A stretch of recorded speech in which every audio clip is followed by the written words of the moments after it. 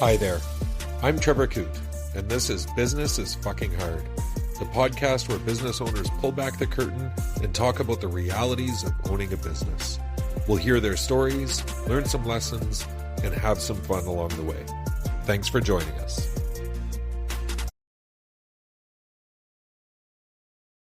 Trevor Koot, welcome to the podcast. Thanks for having me, Jeff. It's Good to be great here. to have you on the show. I'm very excited about this moment. This is going to be a great episode. I wasn't expecting this invitation. It kind of came out of the blue to be on the Business is Fucking Hard podcast. Well, that's good. You're an honored guest. We're pleased to have you here. We're just trying to build something special. So. Yeah. Tell me how that's working. Is it working? Hey, we're pulling great numbers. Yeah, we aren't. just so you know. Oh, okay. I'm waiting to see the numbers, but yeah. We'll talk about that as part of the podcast. So, we'll let the listeners in. Yeah. I'm sure people will be aware. I've got to at least put the headings on the podcast episodes. People will see it. But thanks. We're flipping the script here. We're gracious enough to come in and host this episode, and I'm going to share my story in business. And you and I have been short-term friends, but a really close friendship, and I appreciate you doing this. Oh, happy to do it. I highly value our relationship, both personally and professionally. I do insist that the tagline be "Business is Fucking Hard" with special guest host Jeff King. Yeah, that'd be great if you could do that. Yeah. So I know the listeners, they know part of your story, Trevor, but there's probably elements that they don't know. And I think a big opportunity here is to stitch these elements together, right? And to really give insight into what makes you tick and all the rest of it. So we might as well start off really like from the beginning. Like, what got you into business, and whatever the business that you want to start off with, because I know you've had quite a background. Yeah, and it's funny. I've started joking about the fact that I always start with that question, and the response from a lot of guests is suggesting to me that we have a child labor problem in this country, because everybody talks about pushing lawnmowers or washing cars or whatever it is, and I was no different. I had a really, really strong work ethic growing up, and I attribute that to my parents and to growing up on a hobby farm. But I started working early days. Like in elementary school through high school, I was always it was jobs before everything else. And my sisters were all the same. I've got 4 sisters. Grew up in New Brunswick, Canada, and but even without going into detail on any of those stories, the first exposure was finishing up high school. I went to the University of Saskatchewan, and I just kind of followed everybody else that I graduated high school with. It seemed like my cohort was all going into some sort of business college, into a college of commerce at a university. And so I did the same. I applied to the College of Commerce at the University of Saskatchewan, got accepted. And 2 things happened in that first year. We had a guest lecturer in one of the classes. It was a VP or some higher up from Potash Corp. And he basically said, whatever you're learning in these textbooks and in these classes is not what the real world, it doesn't directly apply to the real world. It's a lot harder out there. And then in another 100 level class, we did a self-evaluation, a test to determine if you were going to make a good entrepreneur, if you had good entrepreneurial skills. And I failed it miserably. Okay, all right. So the writing seemed to be on the wall. It wasn't the direction that I should be going. So I moved from commerce into sciences. I got a bachelor of kinesiology, and met my now wife, Jill, at university. Wife, right? What's that? That's your current wife? That's my current wife. I introduce her as my first wife. This is my first wife, Jill. Yeah. 22 years it's been. So and actually, as we talk about this, I'll say we sometimes, but it's always Jill. My only business partner in all of my endeavors has only ever been Jill. I've never had another business partner other than her. so yeah, and then something that people don't. I think I could count on one hand the number of people that would know that this happened. We went to Edmonton. We did a short stint in Edmonton after. That's where our daughter was born, Abby. And I was a professional fundraiser at the time, working at a hospital foundation and various other charities. And during that time, we actually started our first company. We actually registered our first company, and it was called Healthy Habits. And the idea was going to be that we were going to vend. We were going to. It was going to be a vending machine business, and we were going to provide healthy alternatives to what you'd normally find in vending machines. Right. Now, this was 2001, 2002. So ahead of the curve a bit. It was too far ahead of the curve. So you start looking at like the perishability of things, the vending machine, that the technology wasn't there to support kind of what you'd want to put out. There wasn't any big movement amongst like schools and those types of things yet. They were still vending, soft drinks and that kind of thing. But it was also harder to find snacks. So like you'd look at something that was considered to be a healthy alternative of the day and look at the sugar content and you'd be like, no, I get it. It's got nuts, but it's still not good for you. Right. So, right. So all things were kind of pointing towards. So that's kind of my first two, introductions in school. And then the starting of a small, and we didn't do anything with it. Like it was literally a registered entity in Alberta that died as quickly as it started because we moved to Saskatchewan. And that move was mostly prompted by the fact that we felt alone in Edmonton. My family was still out east and Jill's family was in Saskatchewan. So we moved back so that Abby, we had family closer as Abby grew up. I ended up in Swift Current, Saskatchewan, and that's where I got my real estate license, and that's when I really got into business. And it was because my father-in-law was in real estate, so that was kind of the catalyst to do that. How did you pick the University of Saskatchewan to begin with? I used to joke that I spun a globe. I wanted to get away from kind of my life in like my high school life, and not in a bad way. It was like just to do something Change different, it up. just to not be that. And then I was a walk-on with the University of Saskatchewan Huskies, the football program there in 1996. You're one of the years that they won the Vanier Cup. Congratulations. So that was a great experience. It was absolutely unreal. But yeah, the catalyst was really just to kind of get away and do something different. Just a quick follow-up question, a story I know a little bit about, but I think speaks to how your career's evolved. If I recall correctly, one of your coaches commented, that you had a certain skill set that was greatly appreciated. Not just that you're big and strong and all those elements, but maybe you can lighten the listeners on that other part. You had some skill set and not a lot of other skill set. So it was kind of a reality. I think that is the case for a lot of people in kind of balancing the sporting environment in post-secondary is you need money to go to school, and I needed to work to get the money to be in school and to do some of the guys, I will give credit to them. Like they had jobs, they fully participated in football and kept up their classes. And I just looked at it and something had to go. But I need to be in school to play football, and I needed the money to be in school. So football was the obvious choice. So I walked into the coach's office one day. Brian Toweris, some folks listening in Saskatchewan will know that name. It's a legendary name. He was an intimidating figure. You said I was big and whatever. I wasn't. I was a receiver in university. And I said to him, I've got to drop out of football. And he goes, well, just so you know, we brought you in because of your leadership skills, not because of your talent.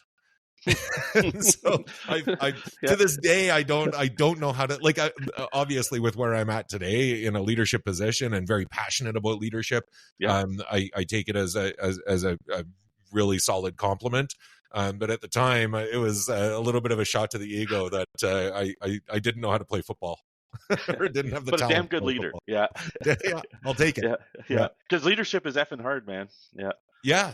Well, I mean, that could be a whole nother stream, right? Yeah. It is hard. Yeah. So you moved to Saskatchewan with Jill and Abby, and you got into real estate. So initially it was, as I do with a lot of things in life, and I think you can appreciate this, is it's without a plan. Right. So much of what I do is just like, let's just jump in and see what happens. And, you kind of do the things that you need to do. I really do believe it comes back to that work ethic that I grew up with. If you work hard enough and you just put in the time and you just keep plugging away, then things happen. Right. It's inevitable. They have to happen. So that was my attitude going into real estate. We had a little chunk of money, and I mean little, like at the time it was like $10,000 or $15,000 from the sale of the house in Edmonton. That was going to float me for kind of that first quarter of this is 2005. March 3rd of 2005, I got my real estate license.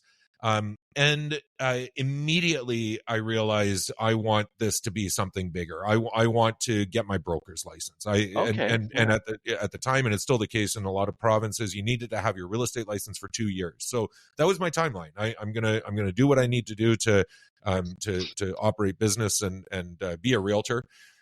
In that first little while, and I think this story can resonate with a lot of people in real estate as well, is I had a potential sale of a small apartment block, 12 units, and it was a big sale, like relative to anything else I had done at that point.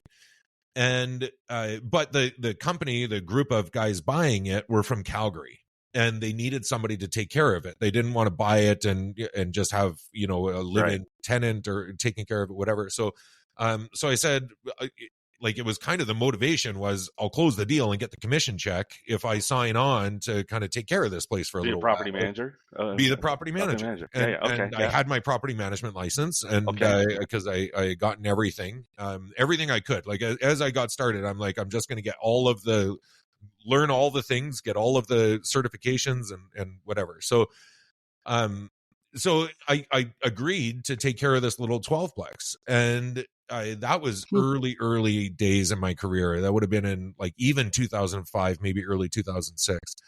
And then I'll tell you about the first building I bought as well. That's a great story.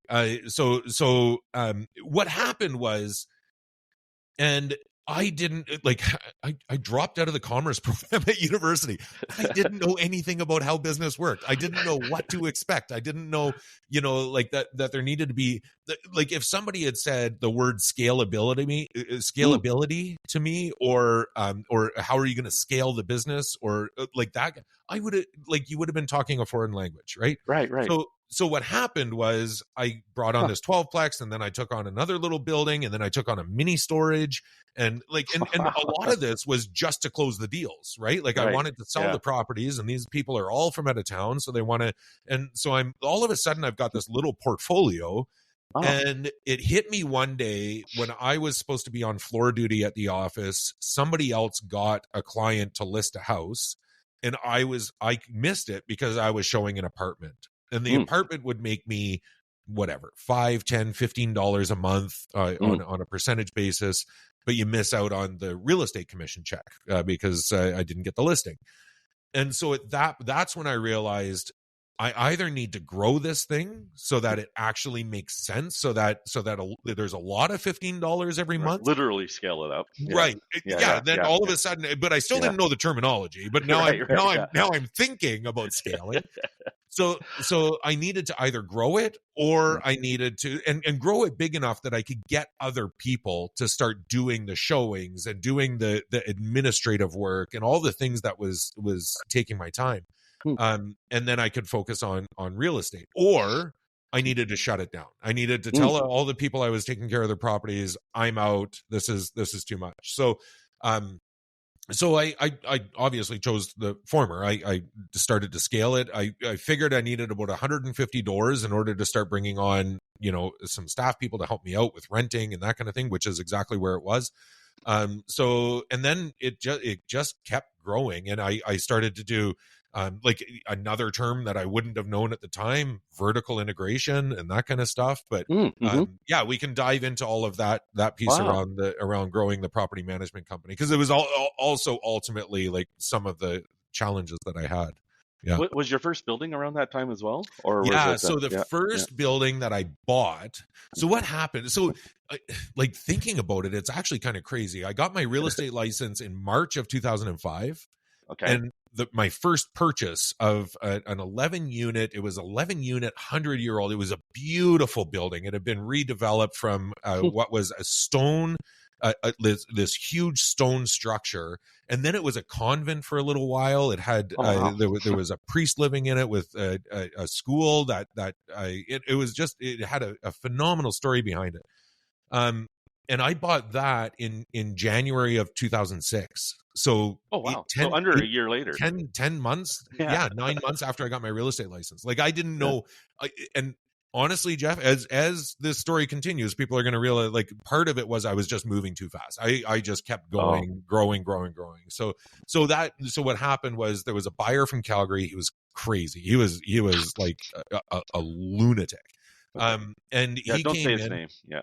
No, I don't remember it. I don't remember it. And it wouldn't even matter. But he came into town and he had like all of these ideas. He wanted to buy all these properties and he was on this mission. And this particular property, he sat down and I introduced him to the owner. It was a cold call. I didn't know anything about this property. I sat him down and I got to know the owner through this. But this guy was trying to pitch the owner on this idea that you finance 25%, I'll finance the 75%, right? And then and then I'll pay you back the 25% over time. Like an owner take back, exactly, a vendor take back mortgage. Okay, so it was a second mortgage on against a first mortgage to the bank. I'm learning, like, I don't know anything about any of this stuff. I'm sitting at the kitchen table, literally sitting at the kitchen table with the owner and this guy, this scumbag, and he's trying to take the owner's older. He was greasy. Like I could just tell that he's not, and it turned out he was. The purchaser or the potential purchaser. Yeah, okay, he wasn't a good guy. So and the owner ended up telling me after, he's like, I want nothing to do with this guy. Right. That's what he said to me. Like, I'm not touching any contract where I've got anything binding with him. He goes, but he says to me on that phone call, he goes, but if you want to do it, I'd be happy to finance it for you. And I'm like, okay. And I actually thought, like, as this guy is trying to, convince the seller to take his offer, I'm like, I don't have any money. Like, you're honestly buying this with no money. I'm like, I don't have any money either. Like, I could do that too. So that's what I ended up getting into this agreement with Frank, and Frank financed 25%, and I went to the credit union with kind of 25% in my pocket, or in Frank's pocket. And the credit union financed the other. This is long before, like this would never happen today. This is pre 2008 meltdown and all that stuff. I had nothing into this thing. I bought an 11 unit building for $200,000. And I mean, it's Swift Current in 2006. So the numbers, we're not talking Vancouver in 2024. Right. But yeah, I bought this little building for a couple of $100,000, and that was my first foray into the real estate empire that is no more.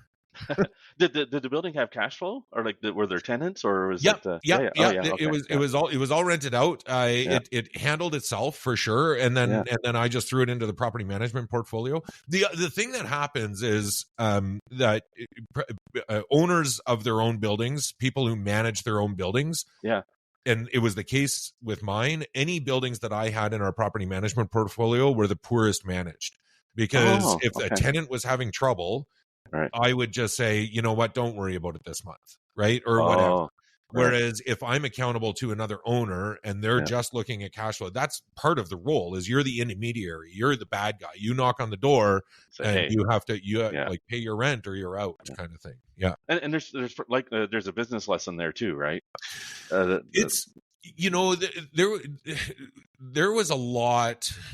Due diligence is really important, obviously. Yeah.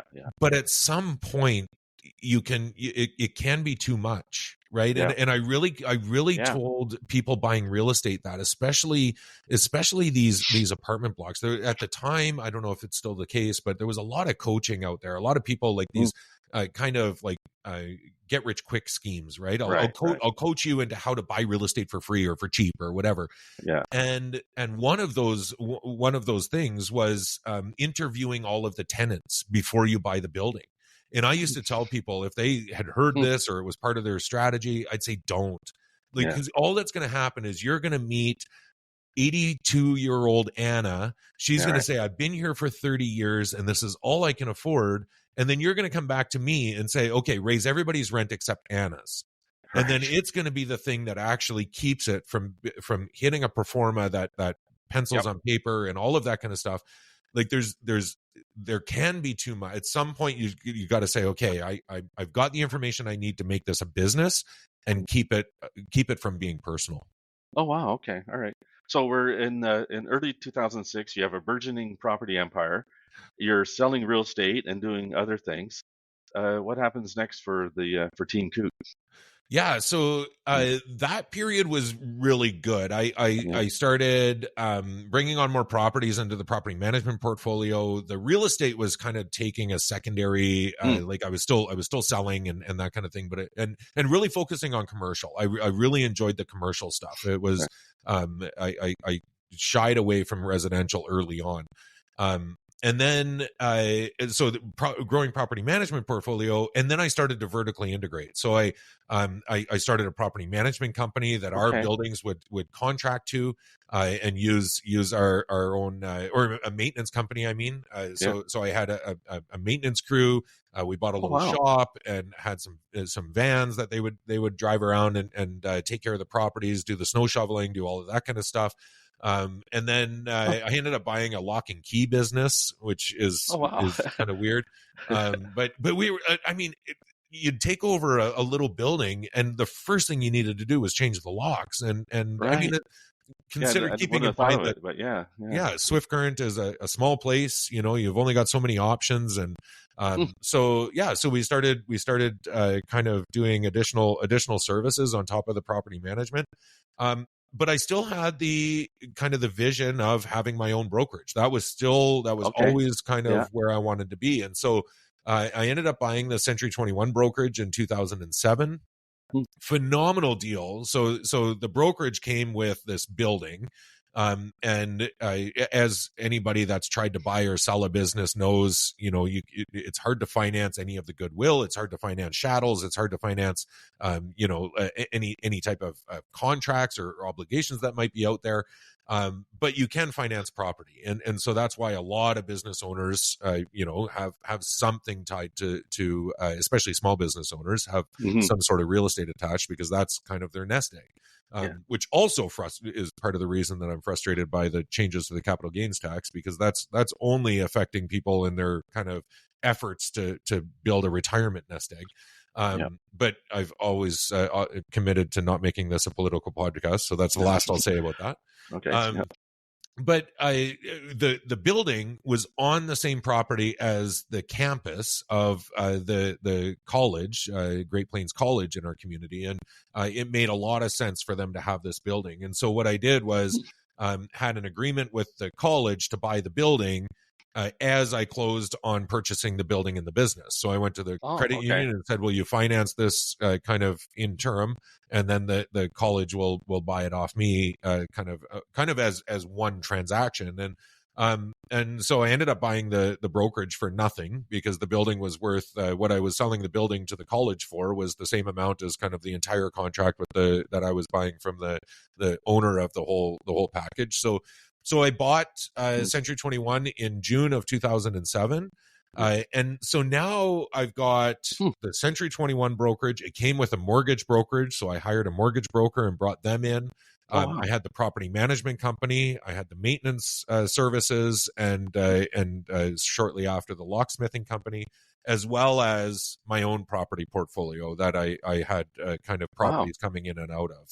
And as a reminder for the listeners, you're only 15 months into your real estate career at that point, roughly. Yeah, this would be just over 24 months. Oh, yeah, just over 20. Oh, yeah, okay. Sorry. Yeah, because it was 2005, March 2005 to June 2007. And okay. Yeah, like, wow. You know, I reflect back, there's so many points in the journey where I think if I had just taken a beat, if I had just focused on kind of what I was doing in that moment and not been so ready for the next thing.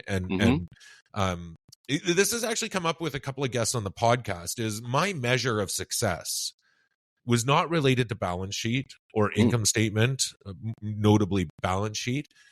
Because I didn't know. I didn't know how to read a balance sheet. I didn't know, like, I had people doing that for me. And what's that? You weren't thinking that way, Trevor. No, like you were, no, exactly. Not at all. Like, and even cash flow, like thinking about your cash position, like nothing I did was in accrual. It was all based on cash, a cash accounting basis. So if I had the money in the bank account, that meant I had the money, regardless of what I owed government or remittances or anything else. I was just looking at my bank accounts.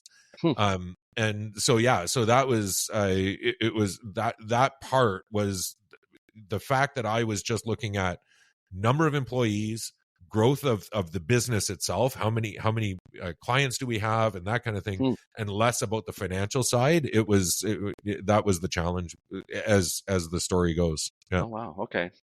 All right. So where are our heroes then after that? Because obviously a lot changed. So what I was leasing a place for Century 21 at that point, and the property management company, and that lease just the space I needed just kept growing. We ended up with between all of the companies, we ended up with about 42 people at one point. 42 staff between all of the endeavors. And again, that was my barometer for success, right? We need to keep hiring people. And the reality is we didn't need to hire people. I just kept justifying that we needed to hire people. Right.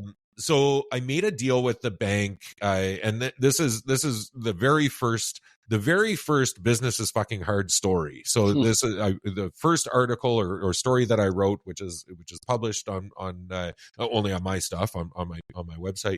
Yeah. Which we'll plug at the end. Don't worry. Yeah. What's that? We'll plug your website at the end. Yeah. No. Yeah, no. Please don't go there. The reverse psychology. Do not do it. Don't you don't want to see what's there. Don't go to trevorkoot.com or businessisfuckinghard.com. So the story. I found this accounting office. I went to the bank. And I was looking at, I wanted to buy this 9,000 square foot empty accounting office to put my businesses in. So the vision I had was it was kind of, you walk in, there was a central reception area, and then it was flanked by kind of two bigger office areas. And so I envisioned Century 21 on one side, the property management on the other side, and kind of my admin staff in the middle, kind of supporting everybody. And it was, so I had a contract. I got an accepted offer on the building with the company that was selling it. And I don't remember why, but for some reason I put the possession date way ahead. So I made the offer in like late fall of 2008 to take possession in, I think it was February or March of 2009. Oh, wow. Okay. All right. And so for some reason, so it's sitting there, accepted offer. I'm looking to buy it. Bank has approved it. I've got the financing. The accounting group that's selling it to me is anticipating they've sold the building. And I had a big deposit down on it in order to get that timeline. So that money would be gone if I didn't close. And in that time, it was our Christmas party. We were just approaching our Christmas party in 2008 for the property management staff. And I announced to everybody, I decided that I'm going to sell off the Century 21 business and I'm going to keep the property management company. And we're just going to do that. But we needed to, that was going to take some time. We needed to split the financials and do all of this stuff. And that evening or over the next couple of days, whenever that Christmas party was, my bookkeeper didn't show up to the Christmas party. just didn't arrive.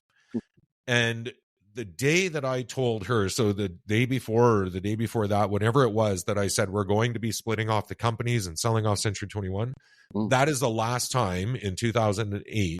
That's the last time I've ever set eyes on her. I've never seen her since. Okay. And so what happened was, as we started to dig into this, the accountants are starting to split things out. Yeah. I get a call from my accountant one day, and he goes, "Have you been making your remittances?" And I said, "Well, I think so. I don't know, like GST, payroll tax, all that stuff. Payroll tax, right? My payroll was just about 40 grand every 2 weeks, which is small compared to big businesses. I get that, but for me, a lot of money. That was 80 grand a month, 100 grand a month with all of the benefits and everything else.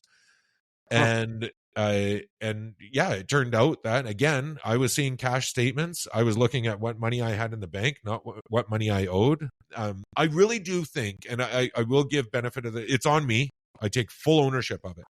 But I think what was happening was the bookkeeper was presenting me statements that I could use to kind of keep growing the business. And I think in her mind, I'm speculating, but I really think that she thought, I can get us out of this. I just need a little more time, right? Right. We need to, like what Trevor's doing, it'll get us some cash and then we'll be fine. Right. But it was almost 500 grand. Wow. It was almost $500,000 that I owed to the government. And I, like, for a small business that isn't, that's a giant portion of our revenue in a year. That's debilitating. So dealing with the government would have been quite the adventure. Well, I mean, all I remember is being really sick to my stomach a lot of times over kind of a 6 or 12 month period. And I handle stress pretty well. Like I don't remember not sleeping. I think I slept okay. I think all of that was fine. But just when you start thinking about it and go, oh yeah, this all might go away. Like I don't know how to manage this. And I started talking to different people about what does bankruptcy look like, and how is that an option, kind of thing. And then the sale of the property with the accountants. I was sitting in the credit union, my banker, my financer, my account manager, I guess they'd be called. I'm sitting in his office, and we're talking about the plan for the accounting office, the building I'm buying, and I'm breaking it to him that I'm selling off Century 21, and he's like, okay, but we're financing this based on this idea of you having this big building and growing your business and all of this stuff. And the revenue stream and all that stuff. And it made sense with the businesses being able to accommodate paying for the mortgage and everything else, right? And he goes, what's the plan? And I remember sitting there and thinking, I don't know. Like, I don't have one. Right. As and that tracks, like, that's very much me. Like I don't necessarily have a plan, but all I remember is just starting to make this up. Like I just said, okay, what I'm thinking is, because there's a central reception area, is that we're going to make the reception area into a central space with services to other businesses, but it's a business center where other businesses can rent one office or 2 or 3 offices, but they still get all the services. We've got a nice boardroom that they can use. They can tap into the Wi-Fi or the internet at that time. Like all of that. So it gives the opportunity for a small business to feel bigger and have the services of it. WeWork before WeWork type thing. I was just going to say, it was like a preempt to WeWork. I don't want to say, like, I don't want to keep implying that I was super brilliant and ahead of the curve, Jeff, but I mean, I'll say it for you. We'll get back to that remittance issue in a minute. So brilliant. Yeah. You didn't see that coming. Like, this is license to print money. This is great. Oh, wait a minute. Yeah. If you're not spending any of the money, then any business can be successful if you're not paying your bills. Really. Was it essentially that there was nothing nefarious going on? Like, and that's why I'm really, over the years, it shows how they go sideways so easily. Totally. And you know, like a lot of the guests, the amount of times that I've heard from guests on this podcast, like the importance of financial literacy, right? Absolutely, yes. I mean, I didn't need a commerce degree necessarily, but just to understand how money works, how finances work, how the statements that are telling you what your financial position work, right? And I was doing all of that on the fly, and I think so many business owners do. And I'll reiterate that message. Like even business owners that have been in it for a while, like even after 5, 6, 7 years, I would have benefited from just sitting down at the college and going through a little bit of a course around financial management. Oh, for sure. And the team around you, right? Like, so if you don't have the skills, have an awareness, like, okay, I need someone who's good at this stuff. But that's the problem, right? Is I did put that trust in this bookkeeper, right? And she was like much more than a bookkeeper. Like I say that because that's what we were kind of the title we were using, but she was like, she would give me financial advice. She would tell me, yes, you can hire this person or don't, or whatever, like from a financial perspective. So, we didn't find anything. There was nothing missing. Good. It was just not paid. And that's why I kind of want to give her the benefit of the doubt to think that she was just trying to protect me. She was hoping that we'd get out of it the same as I was. Right. So we sitting down with the banker, going through this idea of a business center, and he's like, that's actually a really good idea. We'll get behind that. And I'm like, great. So I left the office and I started making marketing material, like because none of this existed. Like I made it up on the spot. And then I got wind that a couple of people were moving out of a few different office buildings, and it just, I closed on it in March. I think it was March 1st of 2009, and by June we had done renos. And we had this building like 85% occupancy, like people paying good money for individual offices. And then I took a handful of the offices, obviously, for the property management company and that kind of thing. But it went really well from that perspective. So all of a sudden I got some cash flow from this thing, but the cash flow wasn't enough and between that and the other companies wasn't enough to pay back the 500, the timeline that it would have taken me to accumulate the 500,000 was not going to work with how anxious the government was to have that 500,000. So, so I refinanced. We had mostly full occupancy by June. September, I got an appraisal, and it appraised at just over $1 million. I bought it for 500. It appraised at just over $1 million, or just about $1 million. And I leveraged the equity out of it and sent a check to the government. And that was the hardest check I've ever had to hand over. Oh wow! Yeah. That's well. And then what happened after that? Because that's a big pivot. But there's some like the pre-rework or convene type setup. You're ahead of the curve for sure. There seems to be a trend emerging, Trevor, where you're ahead of curves. Like, the healthy habit and the shared corporate services and office space. Like, and I know you fairly well, and that's right on brand. Like, you are a much an early adopter and thinking ahead, very much around solutioning. But as you started to emerge through that and paid the government back, or not back, but paid the government, did it just onwards and upwards in sunny days? Or I mean, it was I just touching on your comments there. I think that's the biggest. I mean, I've already talked about this aggressive nature that I had for growth and that kind of thing, but the innovative side of entrepreneurship, like I've always believed that there's business ownership and then there's entrepreneurship, and entrepreneurship is taking your business and being innovative around it, right? Going out and doing different things with it, or seeing what you can do. That's the way I see it too. Stepping out on the ledge a little bit, entrepreneurship probably has a little bit a different element of risk. And that was always like for you to say, that tracks with kind of or on brand with how I operate. I think where I'm at now, and this just comes with time, obviously, and the education that you get from running businesses, but it's to see those things and then be measured about your approach to actually executing on them. So if you have an idea, if you have a different concept, what are the opportunities, what is the time that you can take to actually stop and pause and really make sure that this is going to be, and that's just what I wasn't doing. I mean, you can hear that in the story, right? I'm making stuff up as I go. And I think also, like, going back to kind of the fulfillment piece, what it has to be, there has to be an element of growth, entrepreneurship, innovation, all of that still has to come back and be measured by what is the health of the company? What is the health of the business? Because you can be as innovative as you want. If there's no business there to back it up, then everybody's out the door, right? Yeah. So, yeah.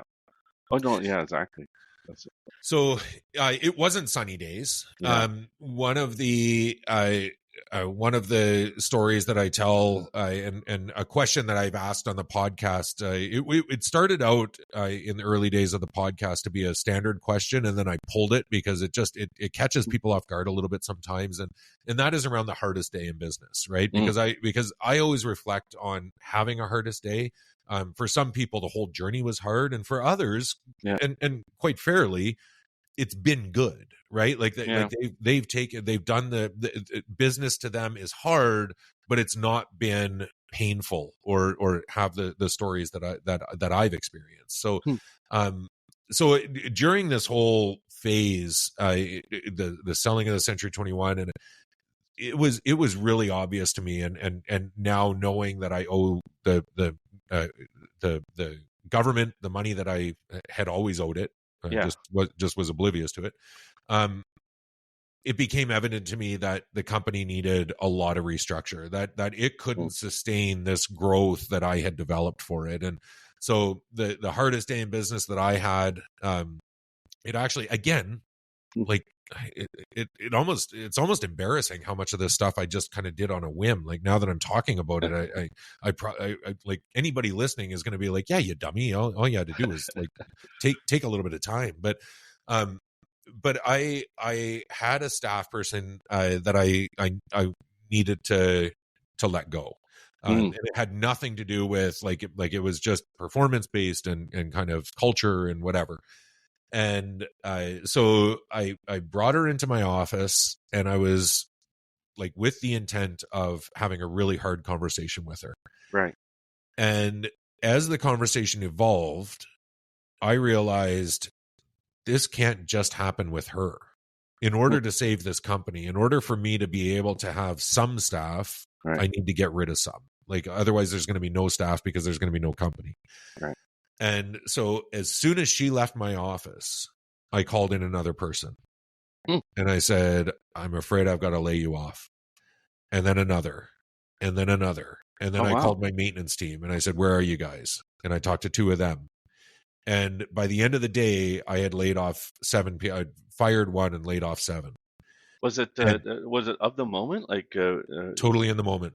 Totally in the moment. I walked into the house at the end of the day. Yeah. And I said to Jill, I just got rid of like a big chunk of our staff. And it was the penny drop moment when you were talking to the first one. You thought, okay. Yeah. I think, what, I think what it was I was able to navigate the conversation. I was able to have the conversation. Yeah. And then I was like, well, if I can do one, I can have more conversations. And it'll change the math of the company and all that stuff. Yeah. And it was the hardest day. Like, I think what gets lost in business ownership so much is the responsibility that business owners feel to the people that they're impacting. Yeah. I think that consumers don't see that enough. Governments don't see that enough. There's this sense that business owners have it good, that there's a lot of money in it. So, like every business owner has a bunch of cash. Whatever that perception is. And it's very lonely. It can be. It can be lonely for sure. Yeah. But and that they're just using the people that work for them, right? The people that work for them are only there to line their pockets or whatever, that sell their widgets or whatever it is. And there's a very profound disconnect between the emotional and obligatory connection that business owners have to the teams around them. And they might not always be able to demonstrate that. They might not always be able to put it out front. But the reality is that responsibility follows them home every single night. Right. And every time somebody would walk into my office and say, can you sign this letter telling the bank what my salary is so that I can finance a car or get a second mortgage on my house or go out and do whatever. And like every time that happened, I thought, I need to keep this thing going because I'm supporting all these people's mortgages. Yeah. They're counting on me. And that becomes heavy. Like that obligation continues and continues. And so when I'm sitting in front of somebody and like, there's no way that can't be the hardest day in business that I've had. When I've severed this trust and this relationship with 7 people that have supported me and my company only to try and support them, right? But there is a but there. It was the most relief that I might have ever that I might have felt in business as well. Because as soon as that day finished, I knew that my company could survive a little bit longer. I needed to get through that 2 weeks of keeping all those folks on the payroll. Right. And then that was going to be a time that I could actually start to see the business turn around a little bit. And get into more positive cash flow and all those types of things. Yeah. And yeah. Wow. And your business partner, Jill, she was probably instrumental in helping you navigate that, or no, or through all of this, Jill was the rock. Yeah. Like, and she and I have joked about this. I don't think, well, she doesn't listen to the podcast anyway, so she won't hear this, but, no, she knows I'm hosting. She might listen. Yeah. That's true. She might listen to this episode to hear you, Jeff. That is true. That is true. I'll tell her Birgit's going to show up at some point. Yeah. We'll have an episode with everybody. It'd be like a Brady Bunch episode. Yeah. But no, she was the rock through it all. And what I was going to say is we kind of have joked about it as well, that, you know, I was very, like, obviously I was on the front lines. I was making the decisions. I was running the companies. I was doing all of that at times through the company. Like when we had the Century 21 office, she ran the office. So she and I saw each other every day. We worked very closely together. Her involvement was instrumental for the operations of the office and the agent, the realtors and that kind of thing. But I think her disconnect from kind of the decision making and the direction of the company and the HR challenges and all of that stuff made her just be able to be the voice of reason in a lot of cases. And she always has been, like, even before we got into business and you know, working life decisions and that kind of thing. Her attitude was always and remains, we'll get through it. Like, we'll just it's just another thing that we'll get through. Right. And so that, you know, that support by way of just, you know, kind of that mentality and that attitude was, I mean, I leaned on it a lot. But. Of course. Yeah, that's kind of what I was saying. Like, it can be lonely and there's a lot of pressure on entrepreneurs and business owners or executives. And then, so you need to have that someone to help you, you know, and Jill, as your business partner and spouse, of course, and all the rest of it, was instrumental in that. And totally, you know, and I think entrepreneurs should keep in mind that they're not on their own. They have people they can work with and to help them sound out ideas and things like that. Yeah, and I mean, honestly, it's the premise of the podcast, right? Like the idea of the podcast is, like, as business owners, we put on these veils, like through all of what I'm telling you. I acted like my businesses were, like, there was nothing wrong. Like, everything was fantastic. And we were like I was still, you know, trying to put across to clients, like, you want to demonstrate stability for your clientele and to bring on new clients and all of that kind of stuff. But even in my friend group, who all of my colleagues had businesses, and I would look at them and go, how is this so easy for them? Like, they're all doing so well and I'm struggling, but they wouldn't have known that I was struggling. Right. And that's you where probably didn't know their struggles. Well, and they might have been, right? And but I wouldn't have known. And so that's the premise of the podcast, is like, let's just be real. Let's really just talk about because it can be lonely, and you can feel like it's easier for everybody else. Yeah, absolutely. So then, I think the listeners will be curious about your pivot in towards regulation and then organized real estate and those other dimensions, because you've had a whole other element of your career with a whole other different set of communities that you're dealing with. Yeah, totally. And that's really, that was kind of the transition to recognizing not a differentiation, but I do think leadership versus business ownership versus entrepreneurship can be kind of categorized a little bit, right? And so for me, it was doing these other things, being the chair of the regulator of the real estate regulator in Saskatchewan, the Saskatchewan Real Estate Commission.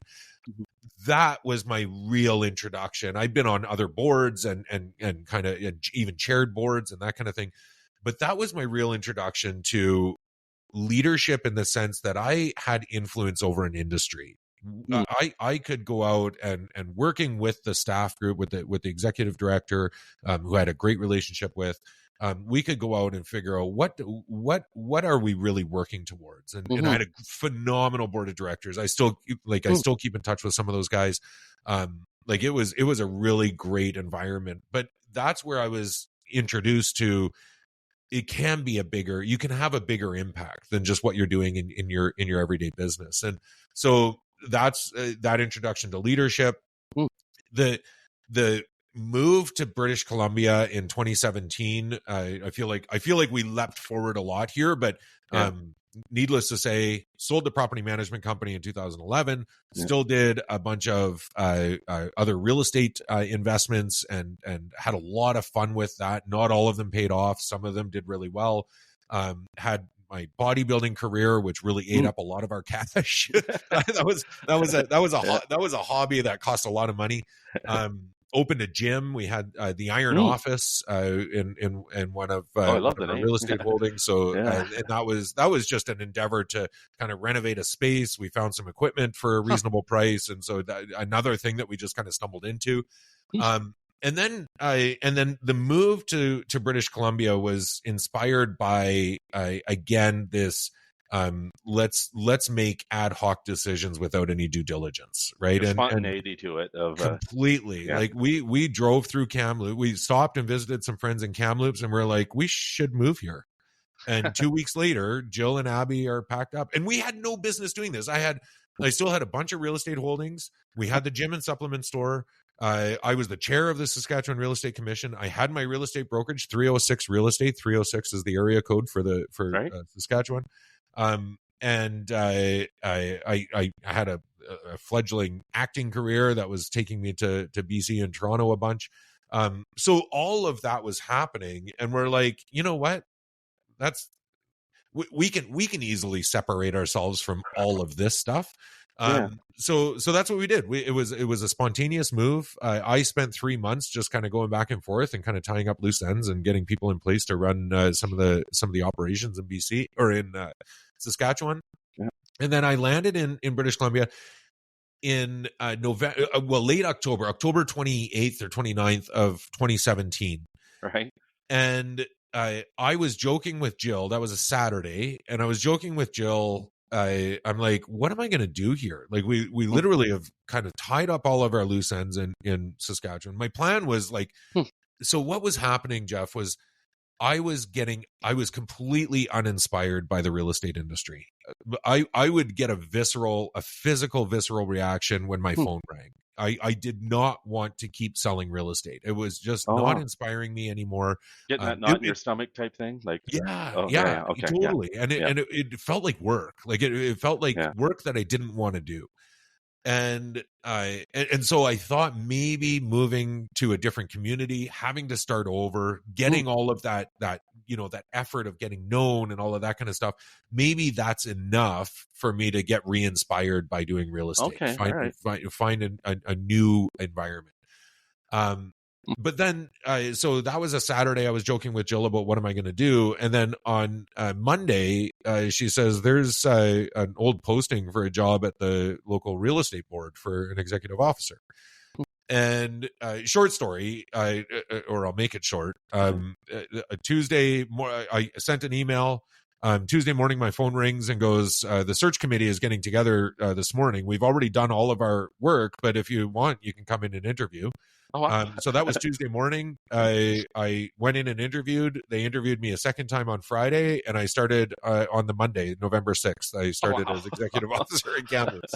So another thing, just maybe I should have a better respect for time. What do you think? I'm starting to see a theme here. There might be a closing comment that comes around that. Yeah.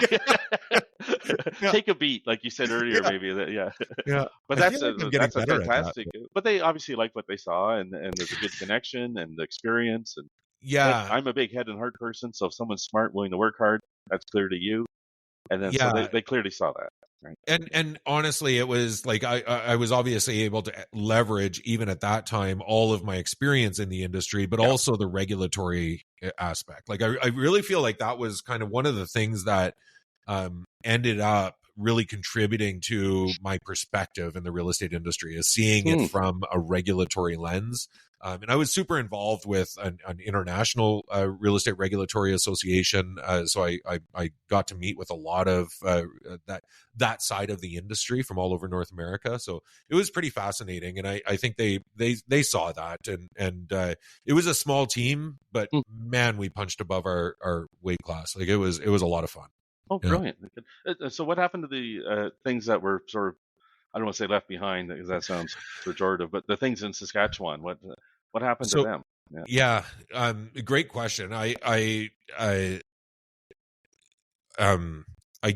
joke that the story I told about the government remittances and stuff was the first time I almost went bankrupt. The second time was through COVID. COVID was not friendly to me or my businesses, and quite honestly, the fact that I was working at the real estate, the board, the association in Kamloops, and the Kootenays. By that point, I was the executive officer of two interior boards. So the business is a gym, obviously, full shutdown, no income.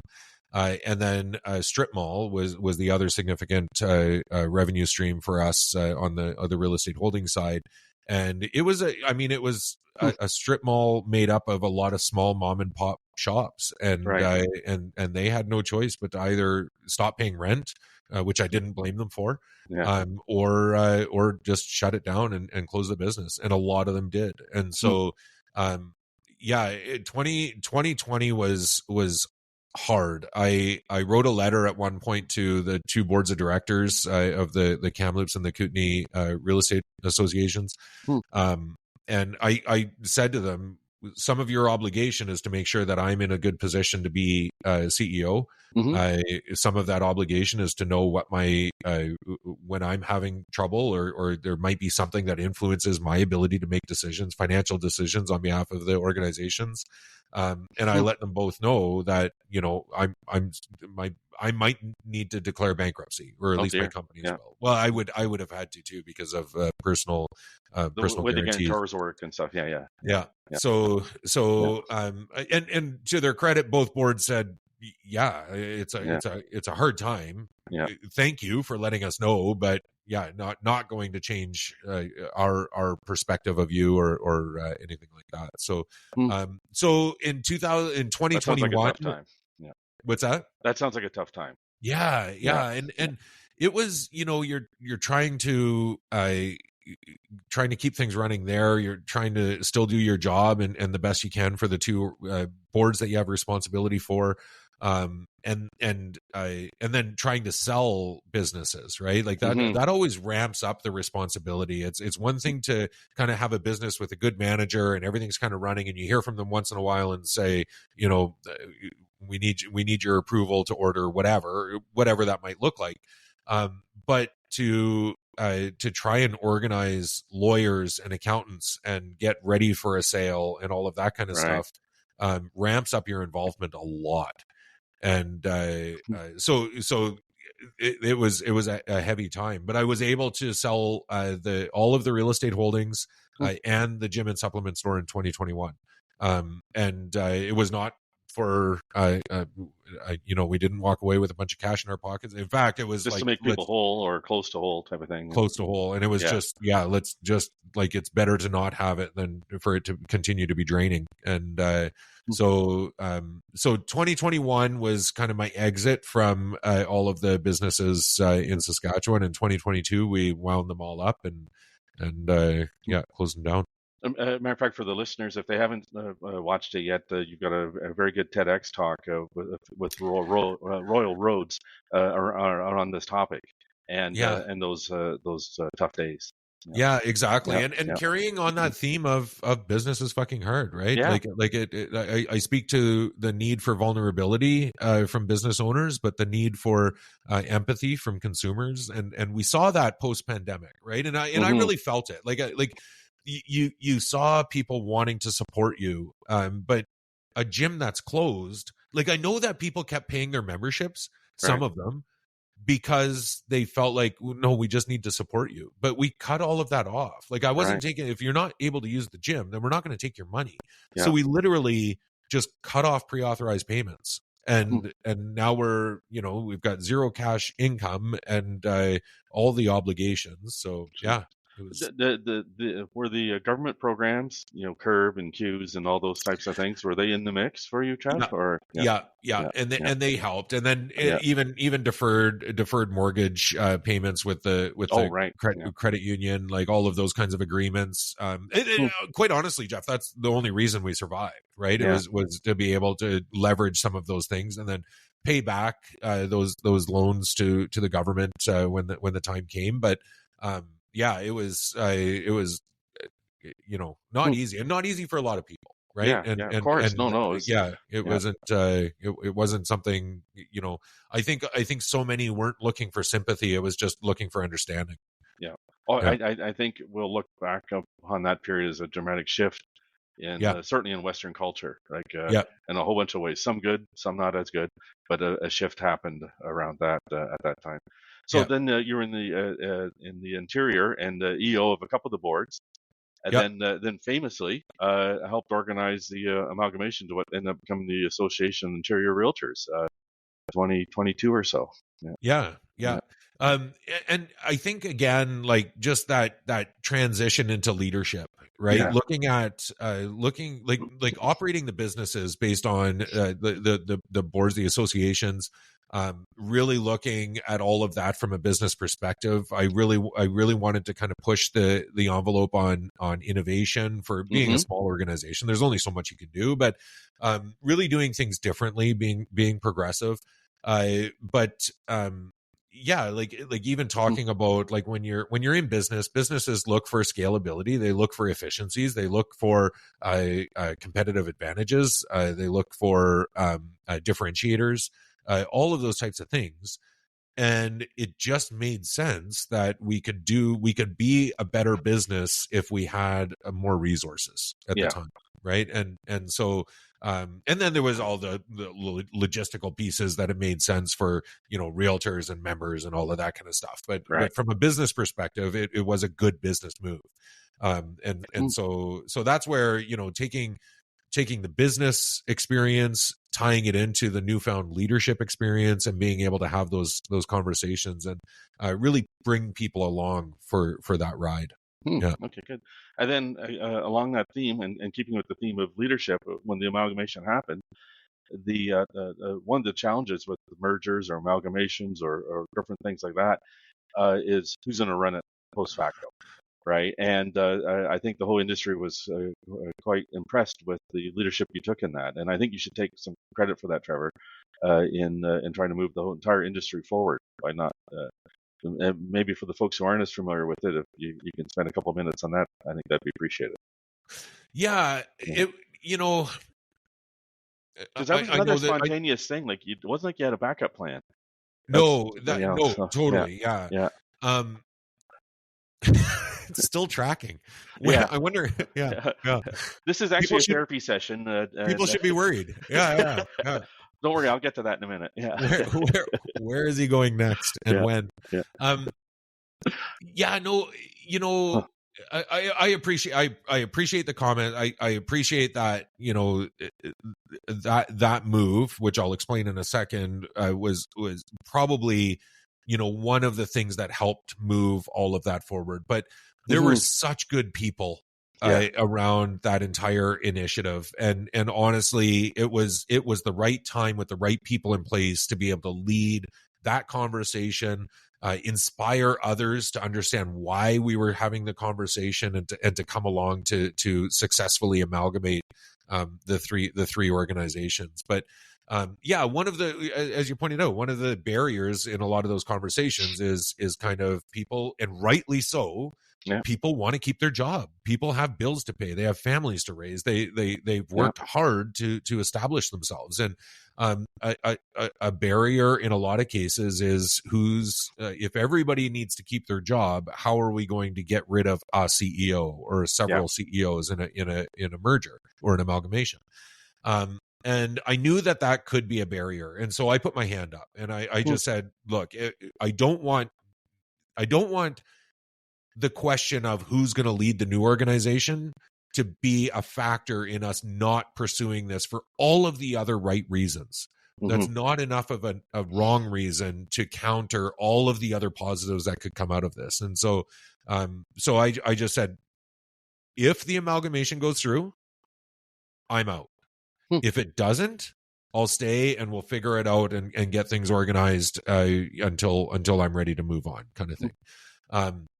And of course, the amalgamation went through. Votes were very positive. All three organizations voted in favor, and it was, you know, a month and a half, 2 months after that I found myself unemployed.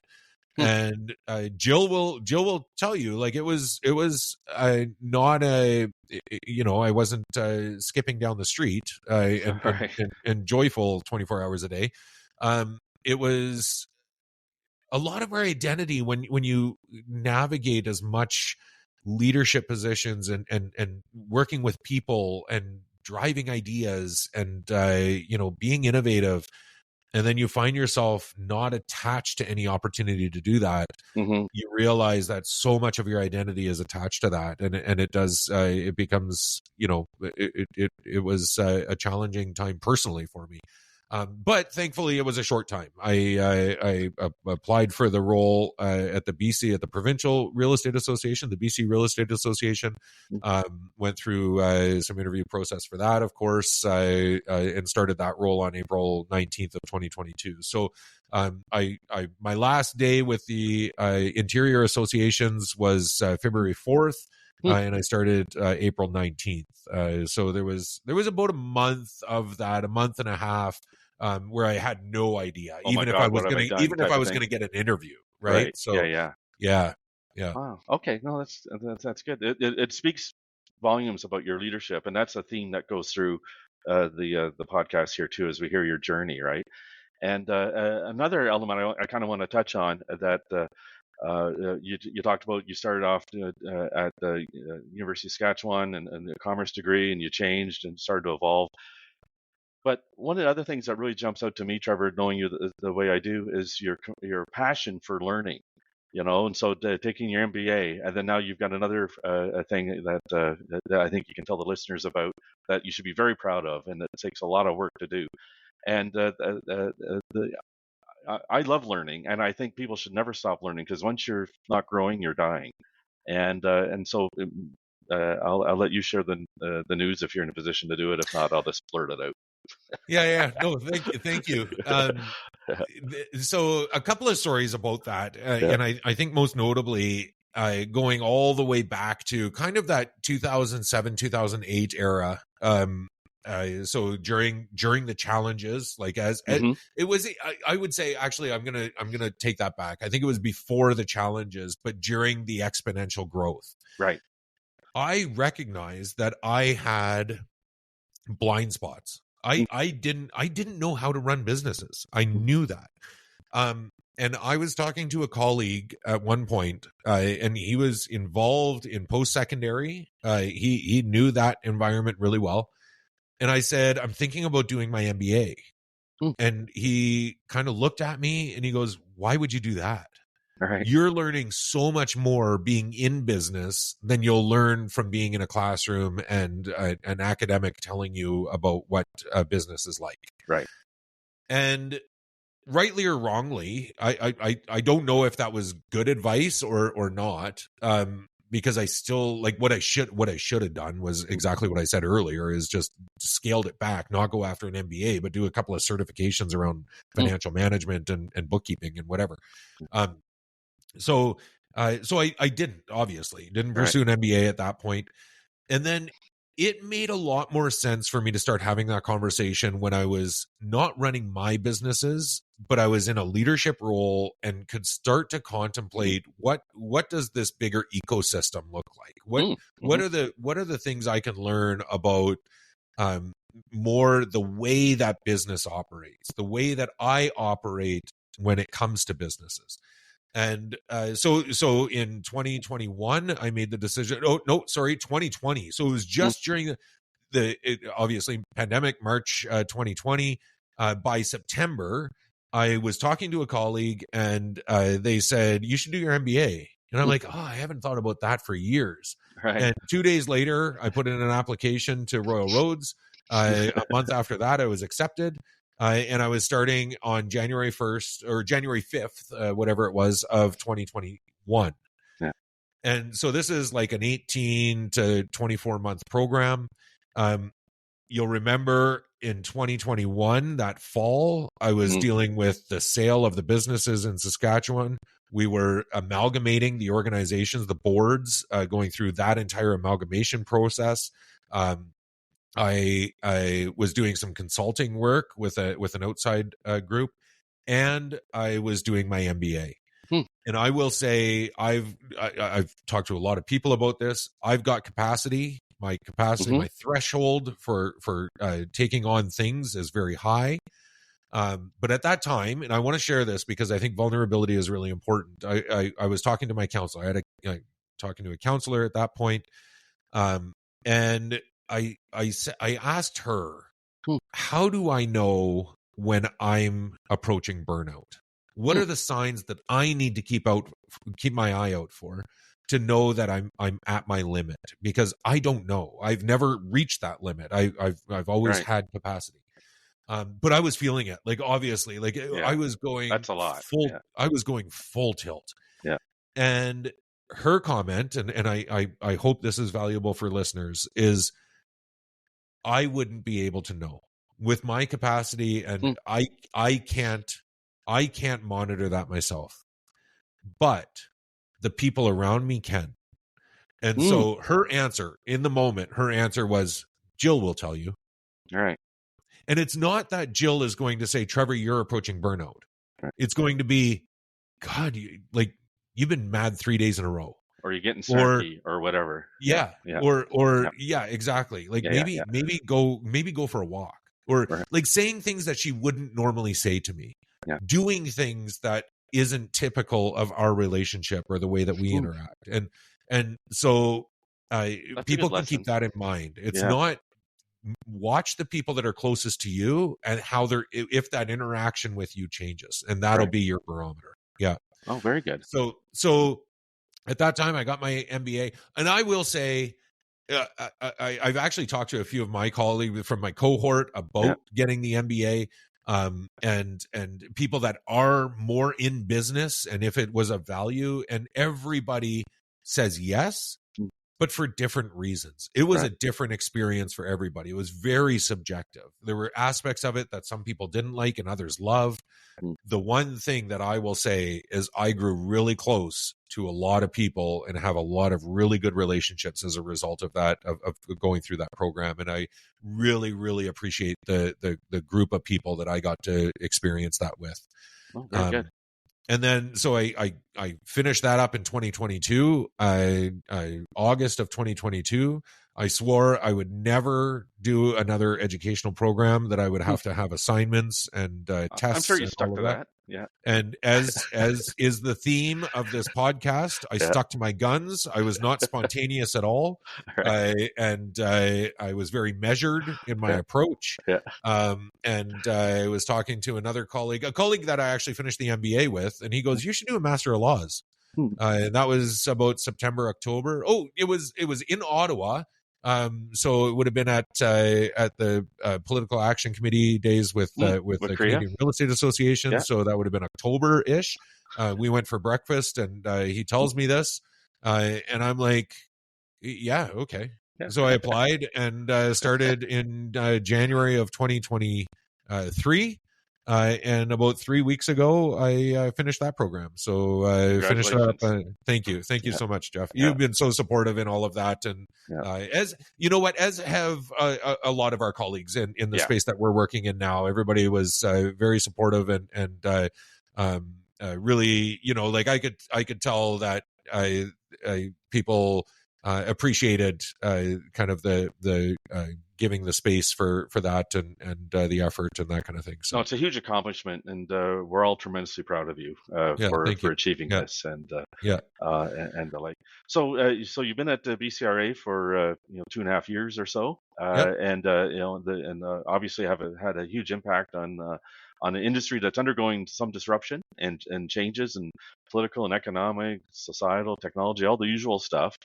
What types of things are you seeing ahead for BCRA? And the follow-up question will be for Trevor. Yeah, I appreciate that. I don't think I'll get into like specifics of the industry or things like that. Yeah. But keeping the theme of the podcast, like I think from a business perspective. Yeah. And I've written about this. So one thing that everybody knows is that I'm as much a critic of the industry as I am a champion. That's a self-imposed title, and it's been I've shared that with people. But I like to be vocal about my perceptions and where there's opportunities for us to continue to be progressive as an industry, and one of those areas is to start to really consider, make decisions, go through process as a business and not as an association or just based on what members are screaming about the loudest or there's got to be, we are running, in a lot of cases we're running multi-million-dollar corporations, and there's opportunity for us to start really looking at, if we were a business, if we had a responsibility for profit and to shareholders, what would that look like? Now, that's balanced against my argument that there's a responsibility to the organization. And when you talk about the responsibility of leadership, whether it's the board of directors or us as CEOs, and our responsibility to the organization, we have to start thinking about the community at large. We start thinking about ESG, environmental social governance. We start thinking about reconciliation and Indigenous relations. We start thinking about the advancement of innovation and implementation of technology with the organization and with to advance the organization as a whole. We start thinking about the lack of duplication, minimizing duplication, and kind of the competitive environment with the people around us. Start working together and really leverage the resources collaboratively and collectively to the betterment of the organization. And then we start thinking about, and maybe not in this, none of this is in any particular order, but we also think about our stakeholders, the constituents, the realtors. What are the needs? Where are things going? What are the challenges? We start thinking about managing brokers. And so I think what ends up happening so often is that there's people with a louder voice that have a lot of impact on the decision making, and that's not always taking into account all of the other areas that I just talked about. And then, like, what is our responsibility to housing and to housing affordability conversations? working, advocating and bringing our expertise to a conversation rather than always screaming at government or regulators or whoever it is. Understanding that we have an expertise, we have a knowledge base to bring to a conversation in a respectful and a well thought out way. Thought leadership as an industry, I think, is an area that we can really start to make an impact. But it takes leadership, and it takes an understanding as well that a lot of what happens in our ecosystem is ingrained in decades and decades and decades of established processes and expectations and that kind of thing. And so I'm not going to talk about anything specific, but I think the mentality, the thought leadership, the opportunity for us to really get out and do things a little bit differently is in front of us. I thank you so much for that, and that's I'm very much in alignment with your views on that, and I think that's where the opportunities are for the industry, and that's partly why I enjoy working with you and the BCRA team so much, because of our opportunities there. Now, before we lose you, one of the things that we love about the Business is Fucking Hard podcast is getting to learn to know the guests a little better and to get some different insight. And you've been very open and transparent with our listeners on this front. So I've got a couple of questions I wouldn't mind asking you, and just to sort of get your thoughts and feelings. Yeah, you're taking this in a whole different. We didn't talk about this, Jeff. No, I might have forgot to mention this part. So, so if you're writing a biography on your father, what would the last sentence be?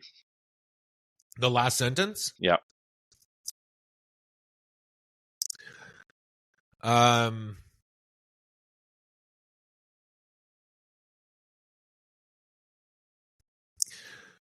Oh man.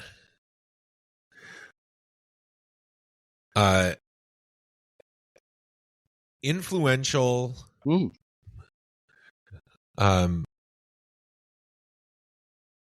Influential beyond his understanding. Oh wow. That's very good.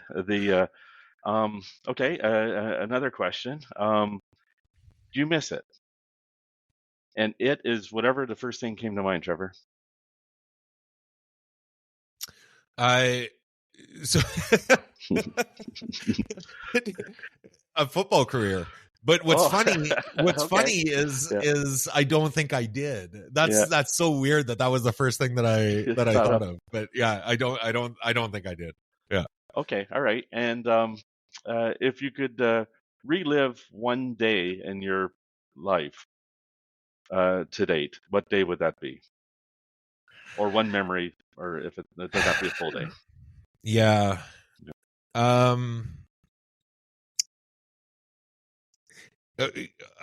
would say I'm blanking on a particular day, but it would be a time that Jill, Abby, and I were together, and on vacation and without responsibility and just enjoying ourselves. And we've done that. We've done that a lot. So that's why I'm not suggesting. It would probably be one of our trips to my sister lives in Abu Dhabi, as you know. So probably one of our trips out there where we just feel disconnected from the world, and it's just the three of us. And we've spent some time in like deserts and that kind of stuff, like where you just feel like it's just right. Yeah. No, that's wonderful. That's very good. Okay. Well, thank you so much, my friend, for being on the show. You made me think. Yeah, that's part of the plan. Yeah. I don't know if I like that. A couple of shout outs. Be sure to check out Trevor's TEDx. It's on. You can find it on YouTube and also on the TEDx app, I think. Also check out trevorkoot.com and businessesfkinghard.com. Yep. And thank you so much. I hope you enjoyed being on the show, Trevor. It was. I'm honored to be the second best host that this show's ever had. Yeah. That's right. Yeah. We're still waiting for the first best. They'll come along one day. Yeah, exactly. No, that was a lot of fun. Okay. Thank you so much for stepping in, Jeff. I've had a number of people reach out and ask when this was going to happen, and I will say that I hope it's no indication to any of the previous guests that I gave myself what's looking like to be almost an hour and a half for the episode, when everybody else I would have cut off by 50 minutes and said, okay, that's enough. Well, is this where you tell them that we're doing part 2 next week? Yeah. Yeah. You know what? I did the part 1, part 2 thing once, and it just didn't work. People, with the guy from Abu Dhabi, right? The water. Yeah. Yeah. People that was didn't a great tune episode, into, though. people did. Yeah, it was great. Yeah. And we just lost people after part 1, so I thought it doesn't matter how long they'll run. I'll just post them. So, sounds good. And this is all, like, you talk about, like, the kind of the business journey. Like, this is one of the areas that this is a passion project. I'm having a ton of fun with it. Yeah. The people that are reaching out have been so good. But I'm starting to wonder, like, where does it go? Like, how long do I invest in a passion project? Invest being like time and energy and, and that kind of stuff, right? So, well, I'm waiting for when you open up when I open up the podcast, listen to it, and you say, "Oh, it's brought to you by Manscaped."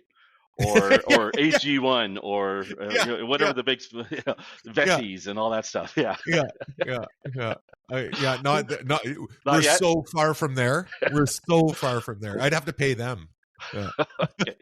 Yeah. Well, I knew Kamala Harris made a mistake not coming on your podcast. But, yeah.